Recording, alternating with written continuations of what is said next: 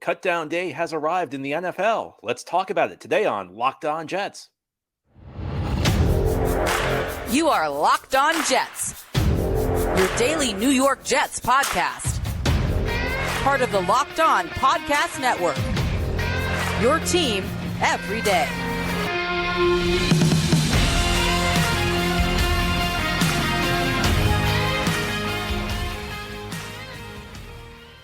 Welcome. This is the Locked On Jets podcast, part of the Locked On Podcast Network, your team every day. It's Tuesday, August 29th, 2023, and I'm your host, John B. from GanggreenNation.com. Thanking you so much for making the show your first listen or first watch every day. Subscribe to the show for free on YouTube or wherever you get your podcasts so that you'll get new episodes as soon as they're posted. If you're listening on a podcast source and enjoy the show, please give it a 5-star review. And if you're watching on YouTube, give this episode a big thumbs up. These things help us out and help other Jets fans find the podcast. Today's episode of Locked On Jets is brought to you by Gametime. Download the Gametime app, create an account, and use code LOCKEDONNFL for $20 off your first purchase. Last-minute tickets, lowest price, guaranteed. Well, today is Cutdown day in the NFL. Teams need to get their rosters down to 53 players by 4 p.m. Eastern Time. Let's talk about what that means. So teams right now have around 90 players. And the Jets actually began their cuts yesterday. We'll get to that in a bit, but teams bring 90 players into training camp. So essentially, from the first day of the new NFL calendar year, which begins in March, it's the start of free agency, until today, teams have a roster limit of 90 players. So a lot of players, a lot of extra guys in the mix. After today, from today until the beginning of the next league year, which will be in March of 2024, the roster limit is 53 players. And this year, and if you're an everydayer, you know this because I talked about this on a recent show, there's only one cutdown. You know, there have been points in the NFL where they've had a couple cutdown days where it's like you have to get from 90 to 80 after the first preseason game, or 80 to 75 after the second, something like that, to kind of help trim the roster a little bit. That's not happening this year. This year, teams begin with 90, and that's one of the reasons the Jets probably began yesterday, because they have to cut so many players that there were probably some easy ones that they knew guys they were not going to keep. So it made it easier for them it makes the process a little bit easier. There are some other guys where it might be a bit of a more difficult decision, and they may go all the way to the 4:00 deadline. There's always the last minute wheeling and dealing. Can we trade this guy that we're not going to keep? Teams really hold out to the last possible minute. So there's no way we will know every single 53-man roster by 4:00. In fact, we probably won't know most of them. The Jets usually go right down to the wire.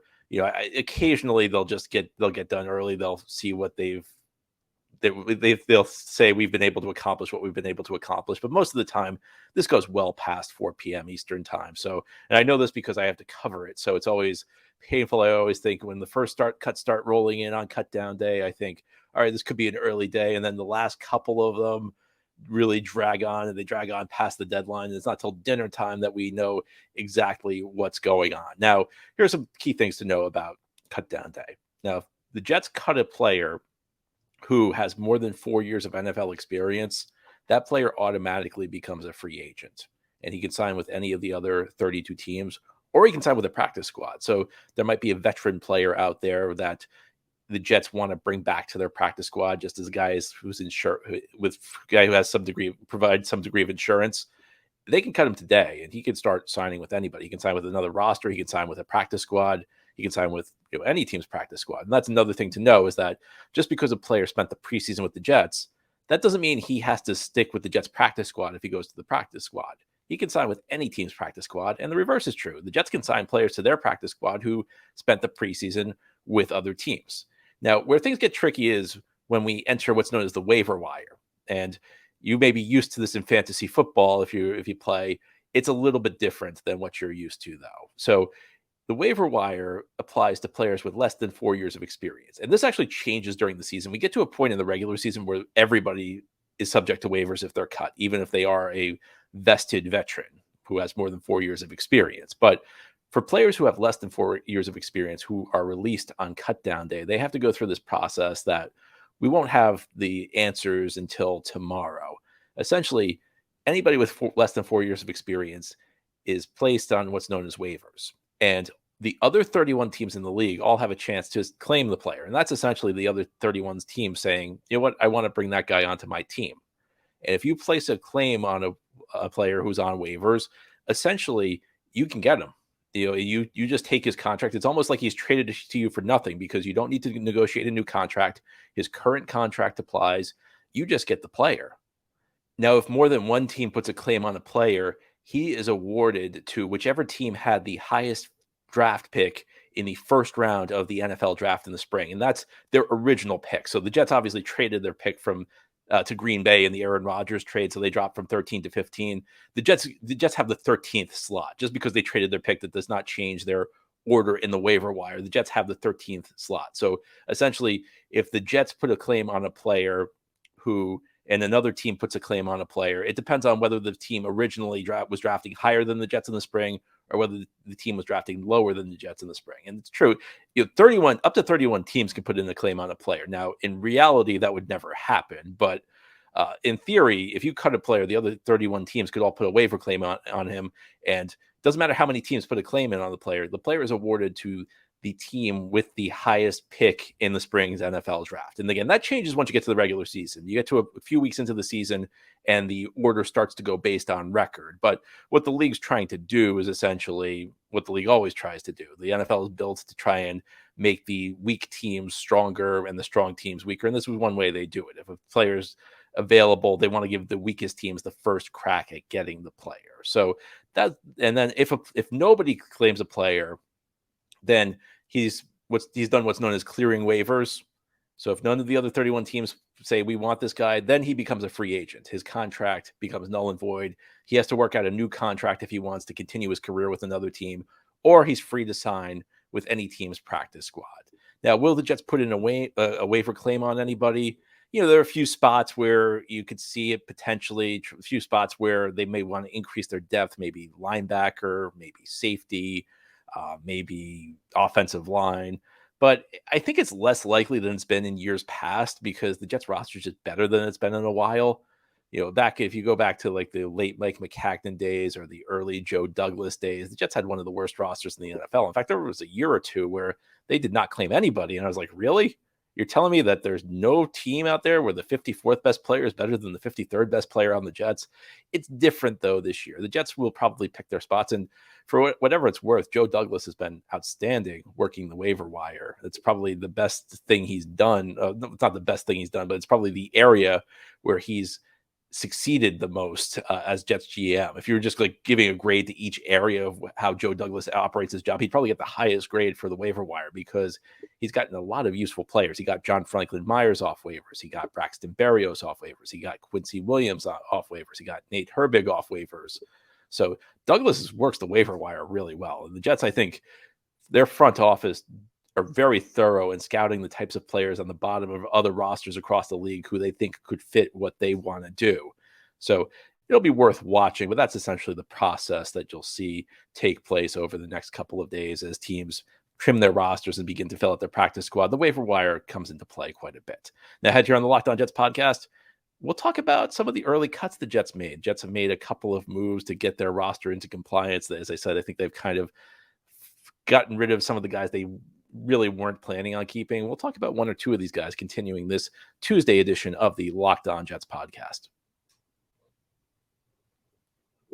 Today's episode of Locked On Jets is brought to you by Gametime. Now, if you're watching on YouTube today, you see another new background. I'm on my way to the U.S. Open in New York.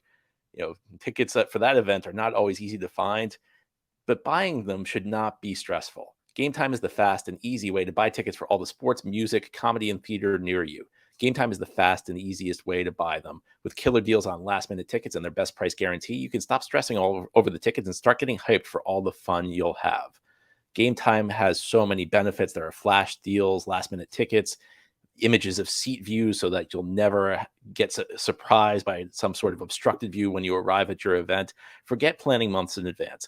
Gametime has deals on tickets right up to the day of the event. Get exclusive flash deals on tickets for football, basketball, baseball, concerts, comedy, theater, and more. The Gametime guarantee means you'll always get the best price. If you find tickets in the same section and row for less, Gametime will credit you 110% of the difference. That's quite a guarantee. Get images of your seat before you buy so you know exactly what you expect when you arrive. Buy tickets in a matter of seconds, 2 taps and you're set, and tickets are sent directly to your phone so you'll never have to dig through email. Snag the tickets without the stress at Gametime. Download the Gametime app, create an account, and use promo code LOCKEDONNFL for $20 off your first purchase. Terms apply. Again, create an account and redeem code LOCKEDONNFL for $20 off. Download Gametime today. Last minute tickets, lowest price, guaranteed. Thank you so much for making Locked On Jets your first listen or first watch every day. Big shout out to you everydayers. This is a daily podcast covering the New York Jets. We have new episodes each day, Monday through Friday. Over the last couple of weeks, I've been traveling. I've given shout outs to various people living in the places I've been traveling. Today, as I mentioned, I'm in New York for the U.S. Open. So every day is a shout out for New York fans. So I guess it will make this an unofficial dedication to the New fans in New York, but I mean, it's the New York Jets. You're probably from the area. So shout out to everybody in New York. But today we're talking about Cutdown Day. And the Jets began making their cuts yesterday. Not a ton of surprises. There were two that I thought were notable. One was Trey Dean, the safety, which he's a guy who seems like a good practice squad candidate. I think the Jets should not have a lot of trouble getting him onto the practice squad. I think the biggest name who were among the Monday cuts was Bam Knight, running back out of NC State, undrafted free agent who actually played a bit of a role for the Jets down the stretch last year. He actually became the starting running back after the injury to Breece Hall and the struggles of both Michael Carter and James Robinson. He put up a couple really good games right around Thanksgiving, and then things really fell off down the stretch. And I have to say, I'm not super surprised Bam Knight got cut because I think the Dalvin Cook signing was kind of the writing on the wall for Bam Knight. I think that if the Jets were confident in what they had in these young backs in their room, and that includes Carter, it also includes Izzy Abanikanda, Dalvin Cook would not be here. But that's one of the sometimes when a team's interested in a player or a team's not interested in a player, I think it tells you a lot about what they think about the guys already on the roster. Because if the Jets had let Dalvin Cook go somewhere else, that would have been a sign to me that, you know what, they like their young running back room. You know, they think maybe Carter will bounce back. They think maybe Abanikanda is going to be producing as a rookie, or they think Bam Knight is going to be able to carry a pretty big load for them this year. And the fact they brought in Cook, that suggests to me that they think Bam Knight's more of a run-of-the-mill running back. Now, yesterday there was a tweet, or I don't know if you call it an X now, from Ian Rappaport suggesting that Bam Knight had trade value, that the Jets the Jets received inquiries about teams wanting to trade for Bam Knight. That doesn't make any sense because the Jets were cutting Bam Knight. So if the Jets were cutting Bam Knight and any team asked them about making a trade, of course the Jets would have taken the trade because they're cutting the guy. So the most logical thing for me is to think that that was just Bam Knight's agent trying to drum up interest in his clients, saying, well, teams are interested in trading for Knight. You better put in a waiver claim. He's essentially trying to convince some team to put in a waiver claim for Knight because it really doesn't add up that the Jets would have gotten any sort of trade inquiry for Bam Knight and then just cut him instead of getting something in return for him. We'll see what happens. We'll see how true that is. I think Bam Knight's a type of guy who very well could end up on the Jets practice squad if he's not claimed. That's what happened last year. He kind of sat on the practice squad for, the first 2 months or so of the season, first 2-3 months of the season, and then stepped into the lineup. It was a game against the Chicago Bears. He played really well. He followed it up with good games against Minnesota and Buffalo. And then things kind of fell apart for him. And I don't know how much of it was his fault because the offensive line was in rough shape by the end of the season. They had a lot of injuries. They were not able to run block effectively. And a lot of your ability to rush, unless you have like a superstar back, like a Breece Hall, is based on how well your team run blocks. So I could have gone either way on Knight, to be honest with you. I saw some things last year that kind of impressed me. I also saw some games that weren't necessarily that impressive down the stretch. So it's one of those situations where I kind of trust the Jets because they're seeing him every day in practice. They're getting a sense of what he can do and what he can't do. I don't get this feeling that this is one that the Jets are really going to regret in the long run, because this is something, and I want to go back to something I said a few weeks ago. I know that there's some Jets fans a little upset over this, but I think you have to look at it from this perspective. Jets have 3 young running backs on this roster. You have Michael Carter, you have Izzy Abanikanda, and you have Bam Knight. Now, the Jets' job is to evaluate these players. Their job is to figure out who's going to be good for us and who's not going to be good for us. Now, these are 3 backs with some degree of ability. I mean, they're in the NFL. If you're in the NFL, you're a very good football player. But these 3 young running backs, 2 of them were day 3 picks, Carter and Abanikanda. One was an undrafted free agent, Bam Knight. Now, it's not impossible for a late round pick or an undrafted free agent to be a good player in the NFL. It happens all the time, especially at the running back position. That's a position that's seen its value plummet over the last 2-3 decades. But I think it's very unlikely that all three of these guys are going to be great NFL players. I think it's fair to say that at least one of these guys, and probably two, and maybe all three, are not going to have successful careers in the NFL, or at least they're not going to be difference makers. I think at least one of these guys is going to be the type of back who's a dime a dozen. So your job as a front office and a coaching staff is to figure out which one of them it is. And we don't get to see them every day, but the coaching staff does, the front office does. They are with these guys nonstop.